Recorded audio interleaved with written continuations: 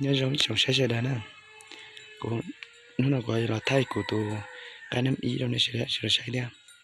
thì trong đó có số sống có chỉ trong đó từ giờ nó hết hàng này là cho bao thì bộ cái áo tù cho hạ khâu nè có vấn đề cho là cho thì dùng tù ăn lo của cho em áo tù nhân để luôn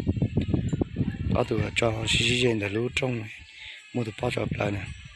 muốn tụ lo để cho là cho thì qua muốn tụ vấn đề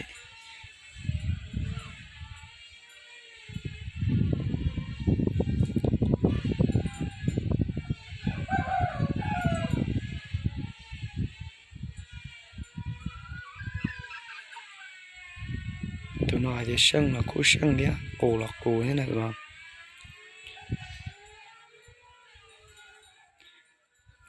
cái cổ nó dễ nhưng cổ đau xí nè cho chơi từ năm ý vậy có lấy phải đi lấy chuông thì chơi sắp lên tụi nó có chỉต้องcầm mà khâu kia sẽ bực qua thì chỉ mà cho mà nhỏ nè gái tụi một cô mà đi lòng vào xí nè tụi nó là chia cái đi đi bỏ cái lò bỏ cái trò cho nó bỏ cái mềm được gì tụi chạy là chia cố đi cố tụi chỉ khoan lò này chạy cố một thọ lắm nè bỏ cái lò gì trong câu nó dễ trong hàng lại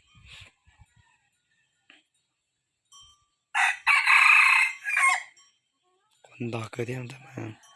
có sống tụi nó nè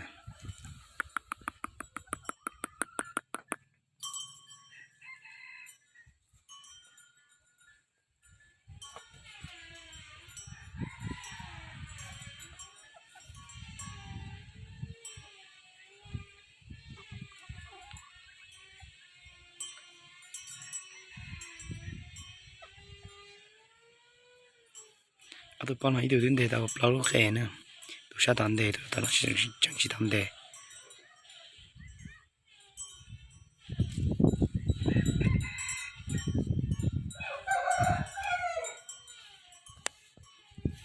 tụi con nó sáng nữa nè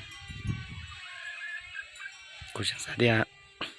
giống để kia cho một chúa nè tụi nó để kia trong kia ở câu gì sáng cô kể lịch sử tụi con nè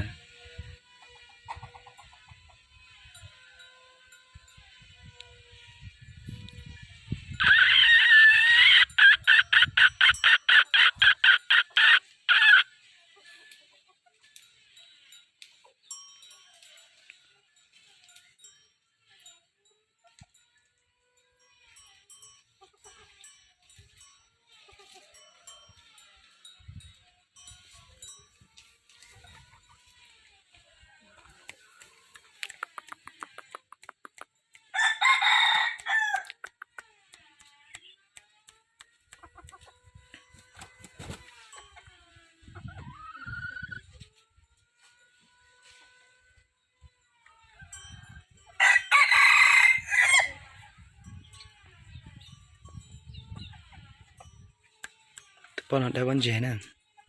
tao giờ là đeo bánh dẻ nó lo nó cho gì tao mẹ chúng con này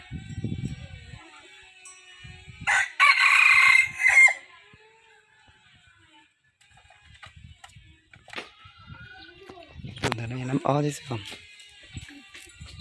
còn sốt qua sẽ có đi lần rồi YouTube nữa là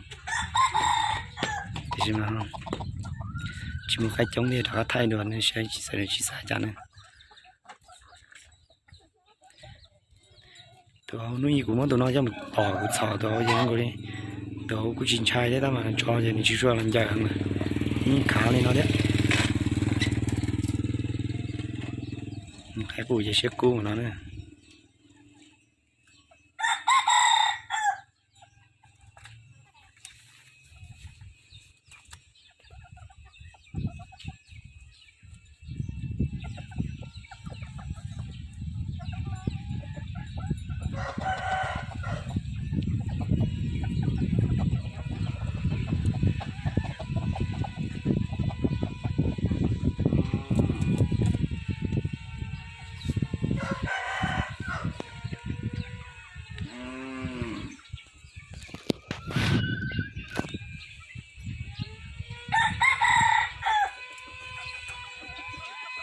sẽ chạy cái thế này trong góc cực kia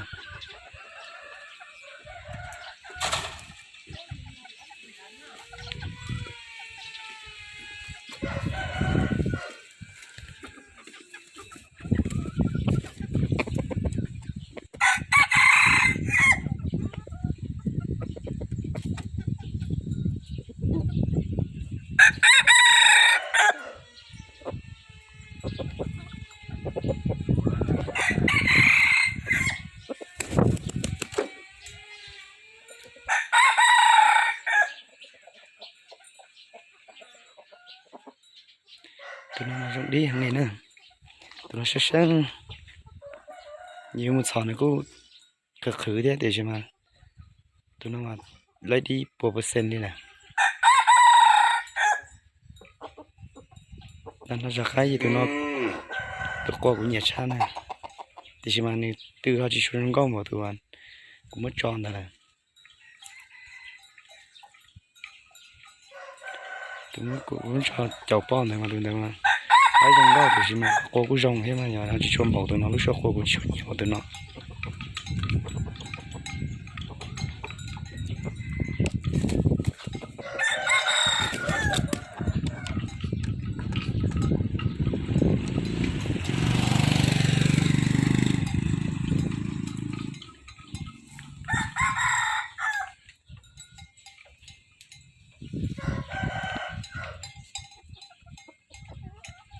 tụi nó đã đa rong gọc cái ta mà tụi cái chỉ lo tụi cái sẽ sống dưới tụi cô nào tụi nó dẹp qua chỉ sao tụi nói xí nè có cái bò gì qua sống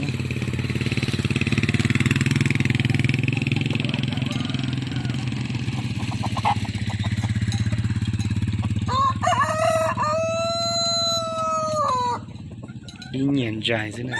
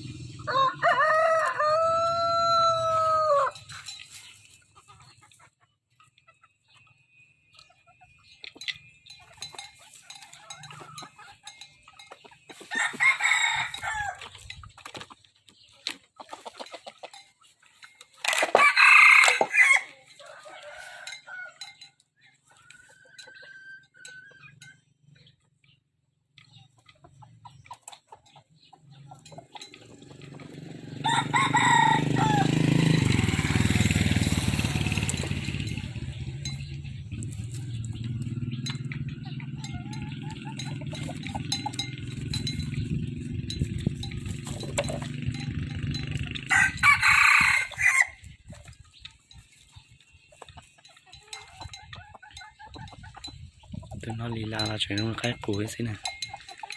trong một tròn nó giặt trâu kịp cua cho cái củi xí